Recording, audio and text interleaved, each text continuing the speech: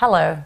Today we're going to be looking at the third of the 12 passages focusing on reparenting our inner child and educating our own children. This passage is a verse that tells us in every generation a person has to see themselves as if they personally had gone out from Egypt. The lesson that is being taught to the children follows what we have spoken of before. Firstly, the first passage, accepting the authority of the Torah and internalizing that the Torah belongs to me.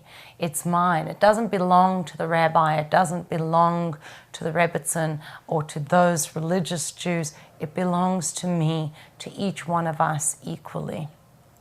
And then looking at proclaiming the oneness of God as the kind of fundament of Jewish faith and Jewish way of living.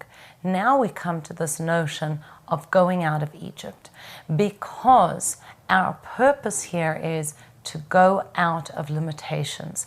In Hebrew, the word for Egypt, Mitzrayim, is the same as the word Meitzarim, which means limitations.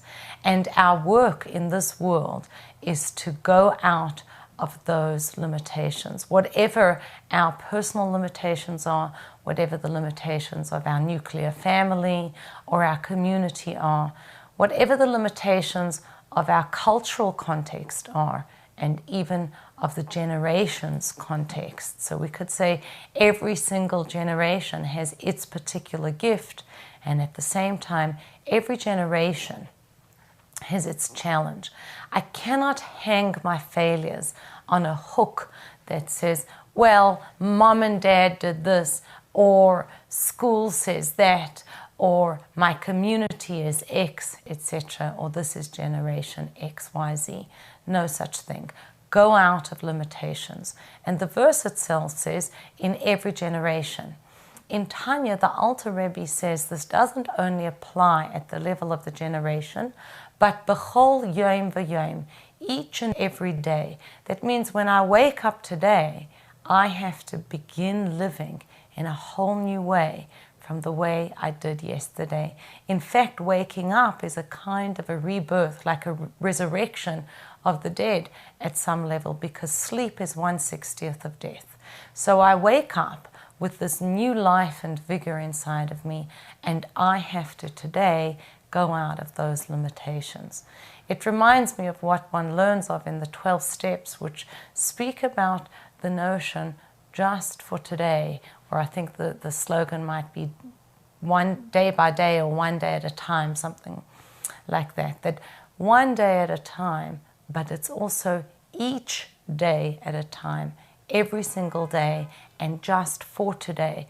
I'm not going to try and go out of tomorrow's limitations today. I will go out of today's limitations today.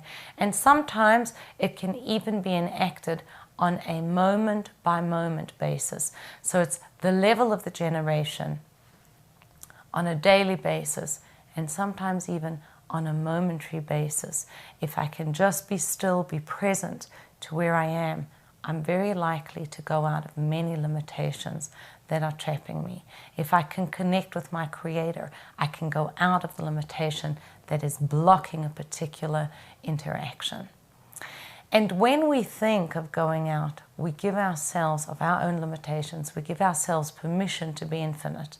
A couple of years ago, I was reading Tanakh, a part of the prophets, to my children, or telling them the story, which was about the birth and the childhood of Shmuel, Samuel the prophet, where his mother Hannah was childless, and how she had gone to the sanctuary in Shiloh and prayed. She conceived, and at that time she had quite an intense interaction with the priest. At the time his name was Eli HaKohen, and she took her son home. She went home, she conceived, she gave birth, and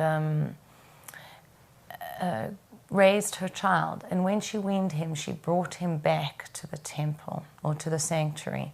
And Eli raised him. She actually left him there for the rest of his life. I think he was 5 years old. And he was raised in the holy context of the sanctuary of God. And I was telling my kids that one night he heard a voice and he thought that Ailey was calling him because the priest was already getting on in years, and he went to him and he said, you know, you called, what can I do? And he answered, no, I didn't, you must have heard something. So he went back to sleep, and Shmuel again heard a voice, and he came to Ailey, and again he was told, no, I didn't say anything. But already the priest realized that this must be the word of God, that Shmuel had had a prophetic moment and was beginning a lifetime of these prophetic experiences.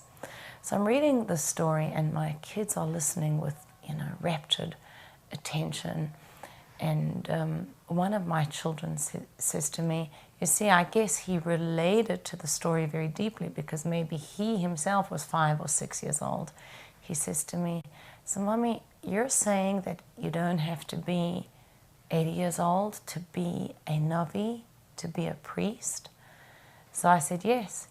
He says, like, he was 5 years old and he was a Navi? I said, yes. He said, well, Mommy, do you think that I could be a Navi? Could I be a priest? And in that moment, I was so swept up by his positivity, his belief in the fact that anything was possible. I thought to myself, how much do I limit my own life because I'm putting blinkers on or setting up gates and saying, well, I can't do that, I can't do that. Whereas really the infinite is available to us. So the third of the passages is what we give over to the kids and to ourselves, saying, go out of limitations, live an infinite life, live an impossible life, because what you think is impossible is actually fully possible. And do that not only in a generation, once in your lifetime, do that on a daily basis, and do it even moment by moment, until all of us manage to leave our personal limitations. The world leaves the limitations of exile, and we enter into a new world, the world of the redemption.